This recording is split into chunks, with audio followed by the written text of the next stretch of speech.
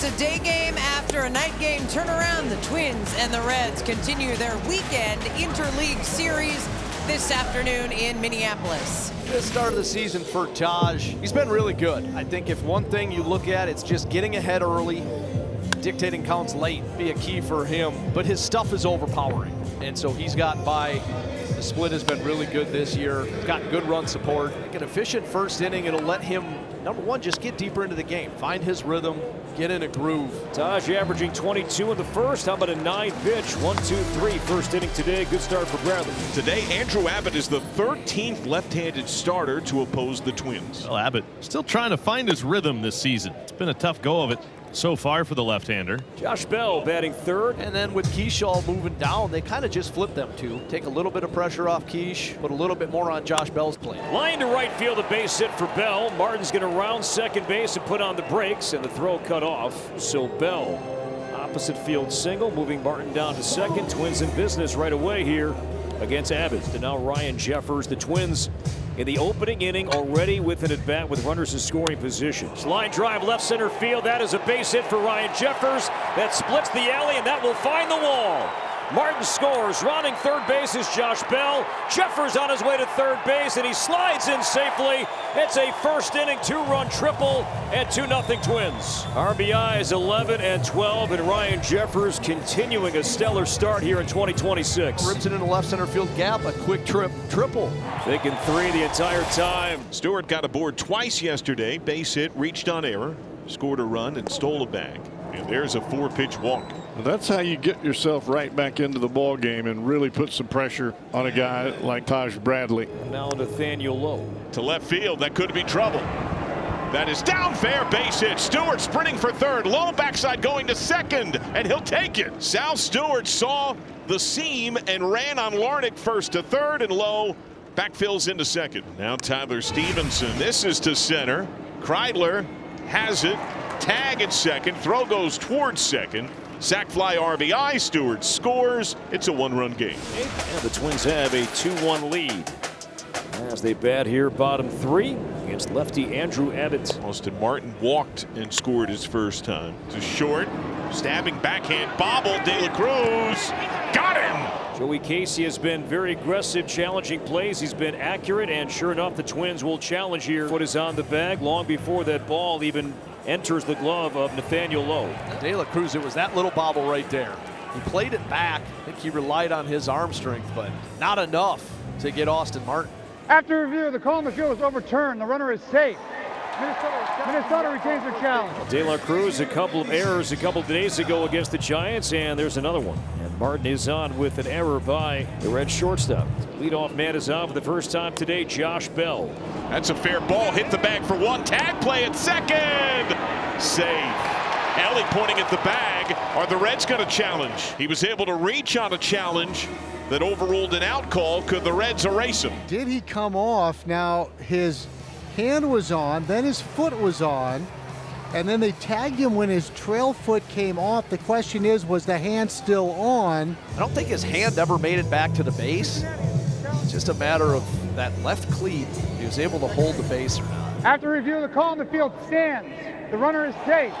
That's one of those plays that on Tuesday it can go against you, and on Wednesday it can go back for you. Keyshaw has popped out to first. Line to right field, that's a base hit. Martin rounding third, he will head home, and the throw will be late. And Luke Keyshaw the opposite way with an RBI single.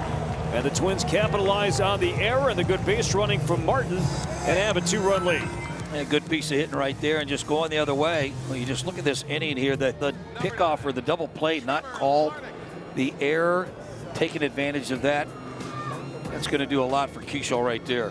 10th RBI for Keyshaw. He takes off, and now he's in a rundown throw to second base, and Keyshaw is out.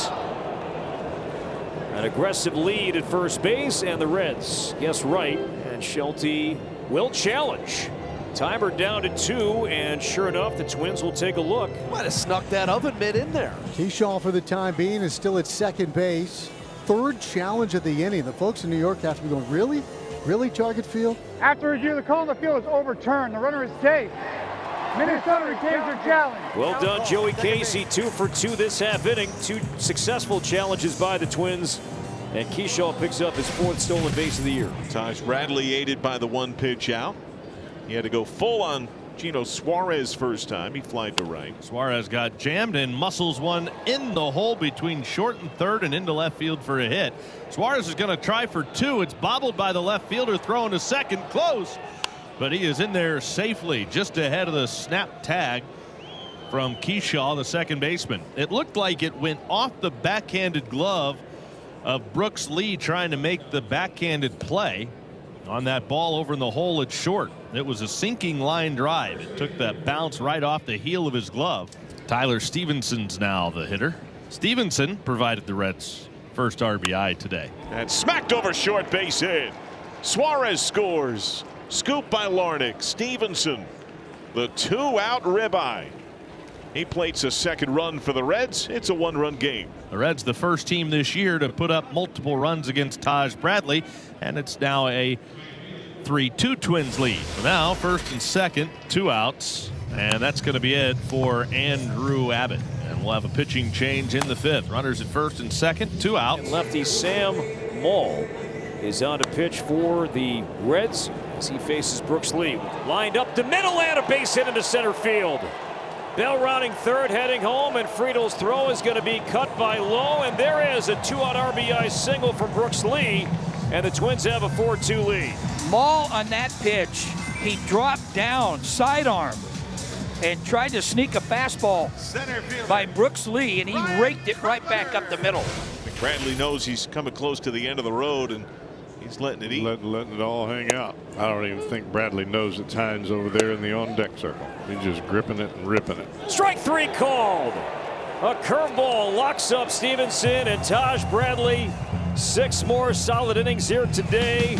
Allowed a leadoff single to Stewart, struck out Suarez, Lowe, and now Stevenson looking. Well, Justin Topa is the pitcher for the second straight night. He's out of the bullpen. Cody Clemens is the first baseman. That's smacked by Hines, his first hit this season for the Reds. Opposite way single, tying run comes to the plate. Nearly hits Myers. Did he get him? Yes. So that means Myers is on, the tying run's aboard, and Elly De La Cruz comes to the plate as the go-ahead run. He's up there now with a chance to do a little damage. And this one is in the dirt, a check swing. He didn't go. Shelty barking out of the dugout there. 2-1, sharply grounded beyond short, base hit. Hines waved home.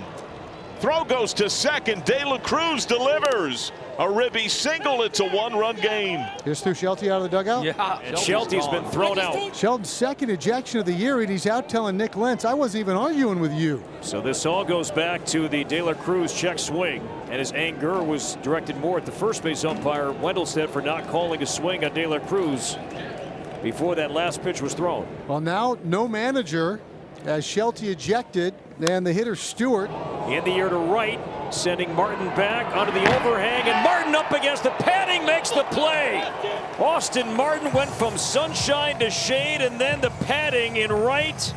Not an easy play, and especially for a guy that hasn't seen many reps in right field. Stewart with some opposite field pop, but Martin equal to the task.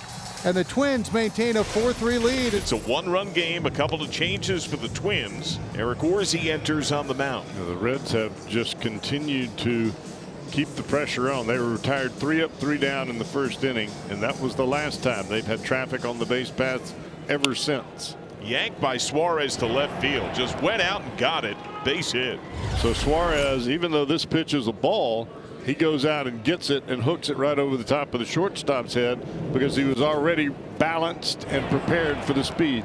Now Nathaniel Lowe. That's poked to right field. That's down for a hit. Suarez through second. Martin trouble with it in right. Suarez has third standing. A second knock for Nate Lowe.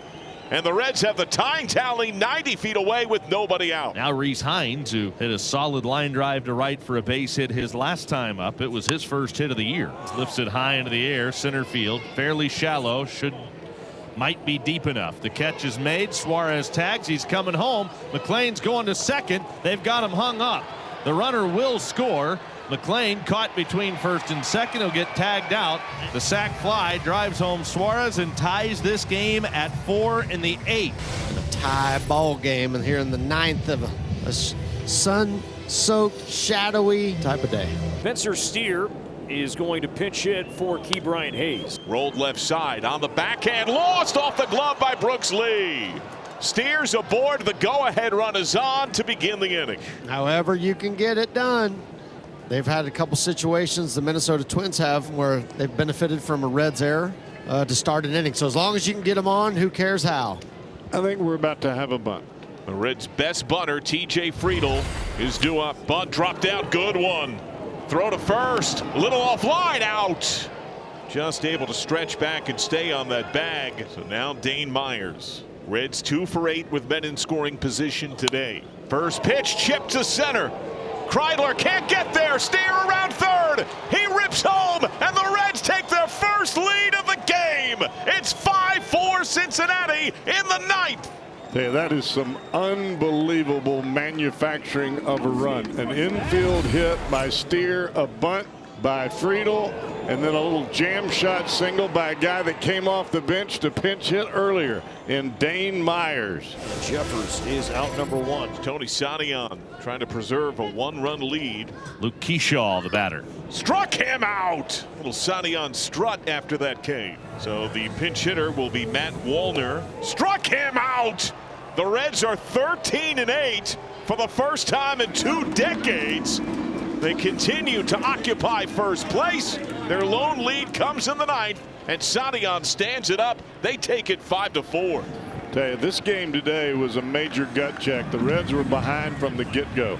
It didn't look real good as the game progressed, and the Reds continued to battle, and they kept the pressure on this Minnesota Twins bullpen and finally broke through.